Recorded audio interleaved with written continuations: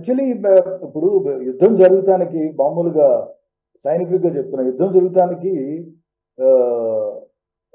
War signals అంటాం. అలాగే ప్రస్తుతం ఇక్కడ బలూచిస్తాన్ నుంచి వస్తున్న సిగ్నల్స్ ఆర్ వెరీ క్లియర్. ఎందుకంటే ముందేమో చిన్న చిన్న వాటితో మొదలు పెట్టారు, బ్లాక్ చేయటం, ఒకళ్ళు ఇద్దరు షూట్ చేయటం, రోడ్లో చైనీస్ వాళ్ళని చేయటం, ఎక్కడో బాంబు పెడతాం.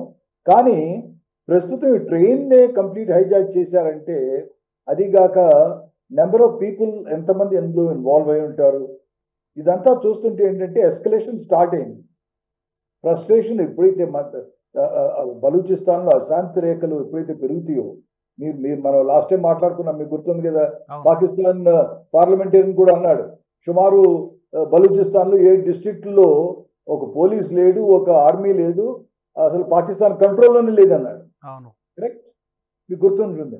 సో ఆ రీతిగా మనం ఆలోచిస్తే బలూచిస్తాన్ ఏంటంటే విసిగి విసిగి వేసారిపోయి, మొదట్లో ఏంటంటే నయానా బయానా చెప్పారు, హిస్టరీలోకి వెళ్ళటం అనవసరం, బలూచిస్తాన్ జాబ్ ఎలా జాయిన్ చేసుకున్నారు, ఎంత మోసపోయారు, దాని తర్వాత బలూచిస్తాన్ కొలగొడుతున్నారు యాక్చువల్ పాకిస్తాన్ ఇప్పుడు. ఎందుకంటే బేసిక్ ప్రాబ్లం ఏంటి, బలూచిస్తాన్ వాళ్ళు సరిగా చూసుకుంటున్నారా లేదా. ఇప్పుడు మనం కూడాను ఇండిపెండెన్స్ టైంలో కొన్ని ప్రిన్స్లీ స్టేట్స్ని తీసుకున్నాం, అమాల్గమేట్ చేసుకున్నాం వాళ్ళు ఒప్పుకున్న తర్వాత, రైట్.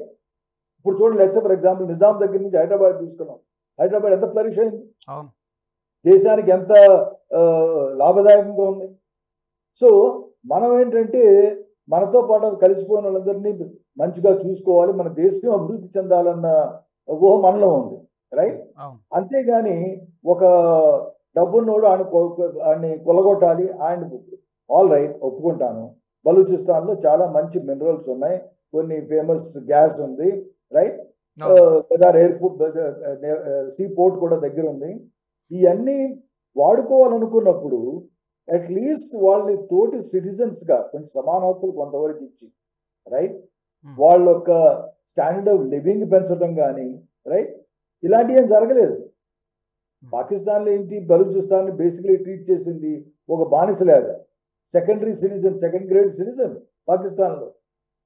దాంతో ఏమైంది, నయానా బయానా చెప్పారు, ప్లీడ్ చేశారు, పార్లమెంట్లో మాట్లాడారు, అందరికి అప్పీల్ చేశారు. ఎప్పుడైతే విసుగు వేసారిపోయారో దే సెడ్ ఆల్ రైట్, మనం కూడా I think will have to rebel against. ఎందుకంటే ప్రస్తుతం అయితే ఆ తీగని మనం ఎంతవరకు సాగదీశారంటే వీళ్ళు అది స్నాప్ అవడానికి రెడీగా ఉంది. అందుకనే ఆ లెవెల్స్ చూడండి. ఇప్పుడు ఎప్పుడైతే మనిషి క్లియర్గా ఏం లేకపోతే బలూచిస్తాన్ లిబరేషన్ ఆర్మీ అని పెంచుకోవటం, అందులో బ్రిగేడ్స్ పెంచుకోవటం, ఫిదాయన్ బ్రిగేడ్స్, ముజీద్ బ్రిగేడ్స్, ఇలాంటి బ్రిగేడ్స్ ఉన్నాయి, ఏ అయితే స్వాతంత్రం కోసం ప్రాణాయిస్తానికి రెడీగా ఉన్నాం అనేసి. సో అందులోనూ బలూచిస్తాన్ లిబరేషన్ ఆర్మీ ఒకటి ఉంది, బలూచిస్తాన్ అనుకుంటే రిపబ్లికన్ ఆర్మీ ఒకటి ఉంది, ఇంకా 2-3 వింగ్స్ ఉన్నాయి. రీసెంట్ గా మనం వింటుంది ఏంటి, ఈ 4 వింగ్స్. ఎందుకంటే వీళ్ళు లోపల ఆలోచించుకున్నారు, ఎప్పుడైతే రే మన చేతికి 4 వేళ్ళలాగా సెపరేట్ గా మనం దెబ్బలాడితే మనం ముందు ఫార్వర్డ్కి వెళ్ళలేము. అందుకని దేవ్ అగ్రీడ్. ఇప్పుడు ఏం చేసుకున్నారు, అందరూ కలిసిపోయి ఆల్ రైట్ ఒక యూనిఫైడ్ కమాండ్ కింద ఒకటి కింద మనం పనిచేద్దాం, అప్పుడే మనకి సక్సెస్ వస్తుంది. సో రకరకాల స్ప్లింటర్ గ్రూప్స్ ఉన్నాయి, టెర్రరిస్ట్ గ్రూప్స్ చిన్నవి, మనం టెర్రరిస్ట్ గ్రూప్స్ అనొచ్చు, వాళ్ళు ఇండిపెండెంట్ ఫైటింగ్ ఫ్రీడమ్ ఫైటర్స్ అనుకోవచ్చు. అదేంటంటే it's a matter of how you look at, మనం అటు నుంచి చూస్తున్నాం ఇటు నుంచి చూస్తున్నాం అని. సో వీళ్ళందరూ ఏం చేశారు, ఆల్ రైట్ మనం పాకిస్తాన్ తినపోయింది అనేసి. సో పాకిస్తాన్కి ఈ యాక్షన్తో క్లియర్ మెసేజ్ ఏంటంటే, మేము మీతో ఉండటానికి సుముఖంగా లేము, మాకు ఇండిపెండెన్స్ కావాలన్న మెసేజ్ అయితే క్లియర్గా వెళ్ళిపోయింది. ఒకటి. రెండోది ఏంటి, ఆ రోజు మన పార్లమెంట్లో చెప్పినట్టుగా 7 డిస్ట్రిక్ట్స్లో యాక్చువల్లీ పాకిస్తాన్ కంట్రోల్ లేదు. ఇప్పుడు మన జఫర్ ఎక్స్ప్రెస్ చూస్తున్నాం, జఫర్ ఎక్స్ప్రెస్ రూట్ చూసుకుంటే అందులో ఎన్నో టనల్స్ ఉన్నాయి.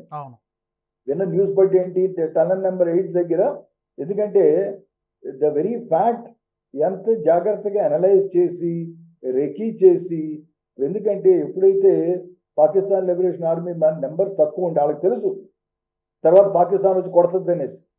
After all they are not పిచ్చోళ్ళేం కాదు, తర్వాత పాకిస్తాన్ వాళ్ళు రియాక్ట్ అవుతారు.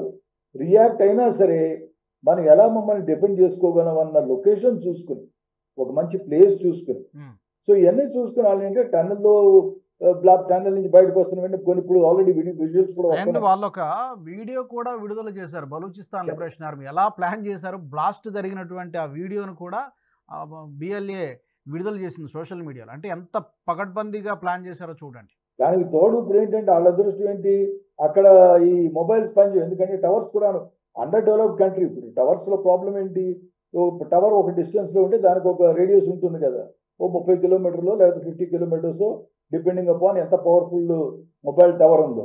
అక్కడ మొబైల్ కనెక్షన్ కూడా లేదు. విచ్ మీన్స్ వాట్, ఈ పాకిస్తాన్ ఆర్మీ ఇప్పుడు వెళ్ళినప్పుడు శాటిలైట్ కమ్యూనికేషన్ శాట్కా మోడ్లను పెట్టుకుని వెళ్ళాలి, రైట్?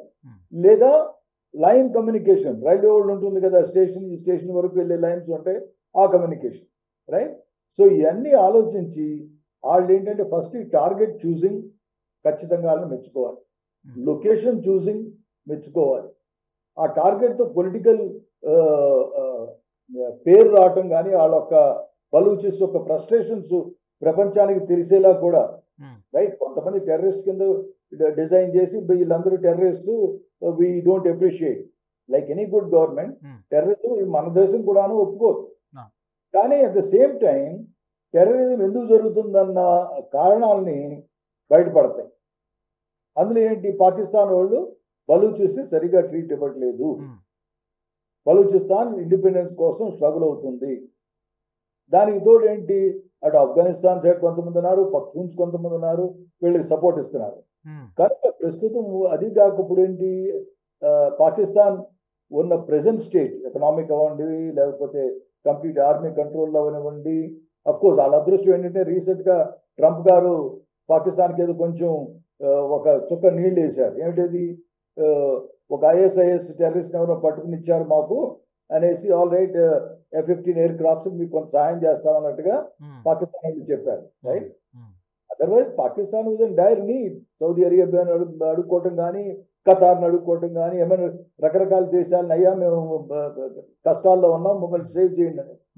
సో పాకిస్తాన్కి ఇది ఒక మెసేజ్. పాకిస్తాన్ ఆఫ్టర్ ఆల్ మనల్ని ఇన్నాళ్ళు, మీరు ఇందాక చెప్పారే, మనం స్టార్ట్ చేసే ముందు మాట్లాడుకున్నాం, పాకిస్తాన్ ఎన్నాళ్ళు ఏంటి, ఇండియా ట్రబుల్ చేస్తున్నాం, టెర్రరిస్ట్ని పుట్టిస్తాం, టెర్రరిజంని పుట్టిస్తాం, టెర్రరిజాన్ని ఎంకరేజ్ చేయటం, టెర్రరిజాన్ని సపోర్ట్ చేయటం.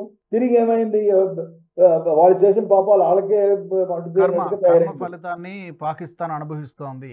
అసలు ఉగ్రవాదం గురించి మాట్లాడే హక్కు పాకిస్తాన్కు ఉందా అంటే లేదని చెప్పాలి. ఎందుకంటే ఆ దేశం నిండా దేనికి పెట్టింది పేరు పాకిస్తాన్ అంటే టెర్రర్ గ్రూప్స్కి పెట్టింది పేరు. వాళ్ళు పెంచి పోషించారు, ఇప్పటికి కూడా పోషిస్తున్నారు.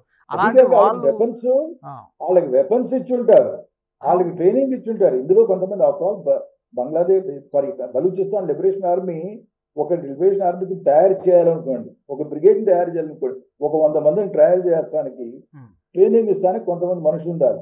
ఎవరు ఉండాలి, ఆల్రెడీ ట్రైన్డ్ మనుషులు ఉండాలి, వాళ్ళకి వెపన్స్ ఉండాలి. సో ఇవన్నీ ఎంతోమంది ఎవరు ఇచ్చారు, పాకిస్తానే చేస్తా కూర్చుంది. సో ఇందులో సగం మంది పాకిస్తాన్లో ఎంతోమంది ట్రైన్డ్ అయి ఉండొచ్చు యాజ్ టెర్రరిస్ట్. ఈ వీడియో మీకు నచ్చినట్టయితే లైక్ చేయండి, 10 మందికి షేర్ చేయండి. అలాగే కామెంట్ల రూపంలో మీ అభిప్రాయాలను మాతో పంచుకోండి. Nationalist hub group of channels ను సబ్స్క్రైబ్ చేసుకుని తెలుగునాట జాతీయవాద జర్నలిజాన్ని ప్రోత్సహించండి. ఈ వీడియో కింద ఉన్న బెల్ ఐకాన్ పై క్లిక్ చేయడం మర్చిపోవద్దు.